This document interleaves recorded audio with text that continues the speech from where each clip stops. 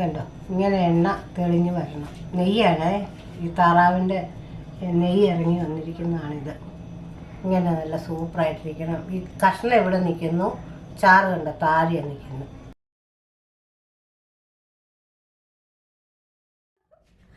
എല്ലാവർക്കും ഡോണ കിച്ചണിലേക്ക് സ്വാഗതം. അപ്പോൾ ഇന്ന് തയ്യാറാക്കാൻ പോകുന്നത് താറാവ് ഉലർത്തിയതാണ്.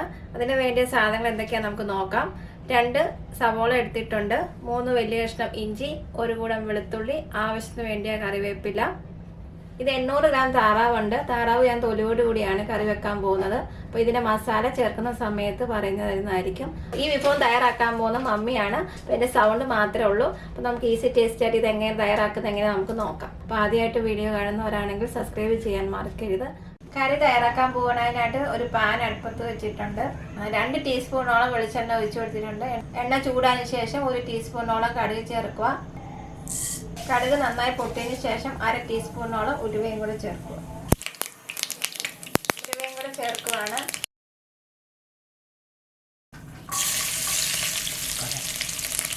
ഒരു കൂടം വെളുത്തുള്ളി ചേർത്തിട്ടുണ്ട്. ഇഞ്ചി നീളത്തിൽ അരിഞ്ഞേക്കുന്നത് ചേർത്തിട്ടുണ്ട്. ആവശ്യമുള്ള കറിവേപ്പില.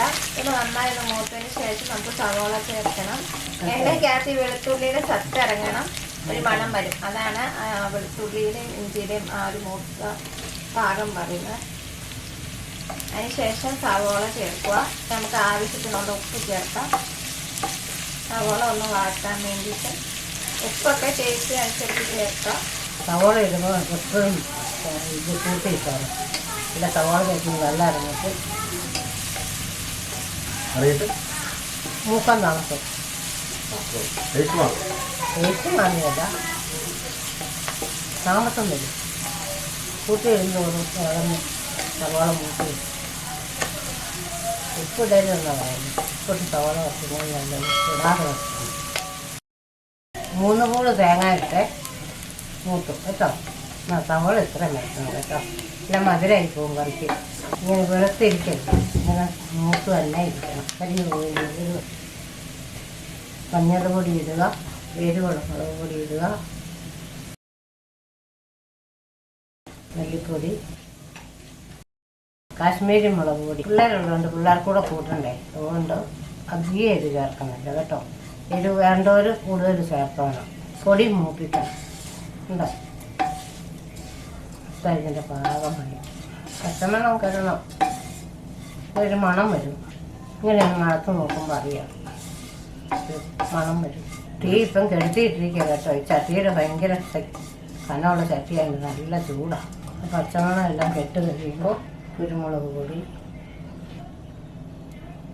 ഗരം മസാല. ഈ താറാവിൻ്റെ ഏറ്റവും ടേസ്റ്റ് എന്ന് പറയുന്ന പെരിഞ്ചീരകമാണ്. അതുകൊണ്ട് പെരിഞ്ചീരകം പൊടിച്ചിടണം. അതിൻ്റെ അളവ് പറഞ്ഞിട്ടുണ്ട്, അത്രയും തന്നെ പൊടിച്ചിടണം. ഇതായിരുന്നു മാങ്ങ കണ്ടോ. ഒരു ചെയ്ത് ഒന്ന് കുതിരാൻ മാത്രമുള്ള ചൂട് വെള്ളം ഒഴിക്കണം കേട്ടോ. പച്ചവെള്ളം ഒഴിച്ചത് എല്ലാം കൂടെ അങ്ങ് തണുത്തിട്ട് മരച്ചു പോകും. കൊണ്ട് ചൂടുവെള്ളം ശേഷം താറാവ് ഇട്ട്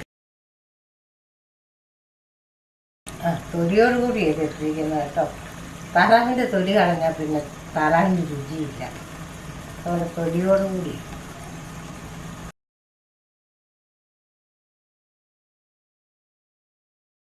കുറച്ച് കരിവേപ്പിലയും കൂടെ ഇട്ടിട്ട് നല്ലതായിട്ട് ഇളക്കി പെരിഞ്ചീരകം ഇടുക. ഒത്തിരി അങ്ങ് പൊടിഞ്ഞ് പോകണ്ട കേട്ടോ.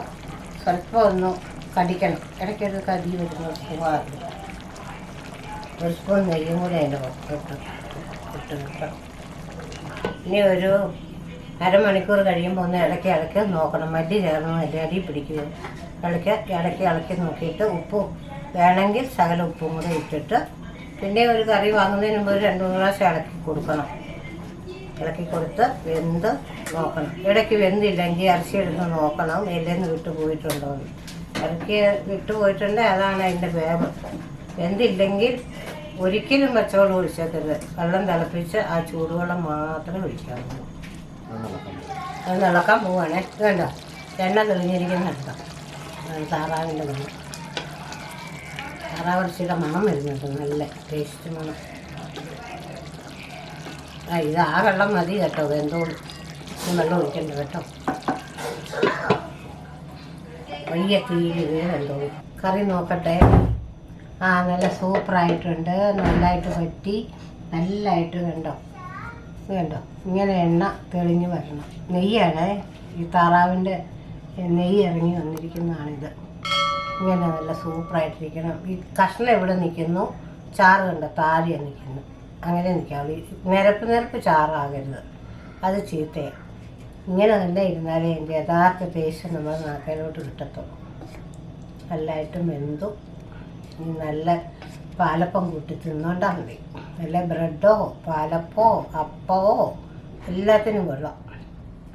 നല്ല ടേസ്റ്റാണ്. മിച്ചം ഇരിപ്പുണ്ട്. നാളെ രാവിലെ ഇച്ചിരി പാല് പിഴിഞ്ഞൊഴിച്ച് അത് ചാറാക്കി എടുത്താൽ നാളെയും കൂട്ടും. ഇതിപ്പം വൈകിട്ട് ഇങ്ങനെ കൂട്ടി തീർക്കാം.